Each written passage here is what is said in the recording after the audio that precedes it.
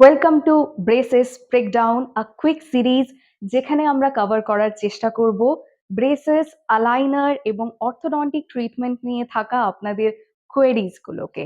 আজকে আমরা কভার করার চেষ্টা করব মোস্ট ফ্রিকোয়েন্টলি আস্কড কোয়েশ্চেন্স গুলোকে, যেখানে প্রথমেই উঠে আসছে কত বছর বয়সে অর্থোডন্টিক ট্রিটমেন্ট করানো উচিত। সেটা ডিপেন্ড করে ডেন্টাল এবং জ ডেভেলপমেন্টের উপর। ইউজুয়ালি আমরা রিকমেন্ড করে থাকি 6 থেকে 7 বছর বয়সে ইনিশিয়াল অর্থোডন্টিক চেক আপ করানোর জন্য, কারণ সেই সময়ে ফার্স্ট পার্মানেন্ট টিথ চলে আসে। কিন্তু মোস্ট এফেক্টিভ এজ অর্থোডন্টিক ট্রিটমেন্টের জন্য 11 থেকে 14 বছর বয়স, কারণ সেই সময় most of the permanent teeth চলে আসে এবং জ গ্রোথ অ্যাক্টিভ থাকে, যা আমাদের দাঁতগুলোকে তার রিকোয়ার্ড পজিশন এবং বাইট কারেকশনে সাহায্য করে।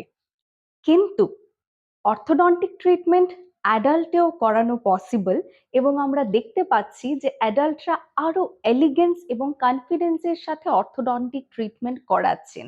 সেক্ষেত্রে সেরামিক ব্রেসেস এবং এনভেজালাইনের পপুলারিটি অনেকটাই বেশি তার এস্থেটিক কনসার্নের জন্য। সো আপনাদের আর কি কি কোয়েশ্চেন আছে আমাদের কমেন্ট বক্সে জানাতে ভুলবেন না। দেখা হচ্ছে পরবর্তী ভিডিও নিয়ে। Till then, get aligned with Donshia Care Clinic.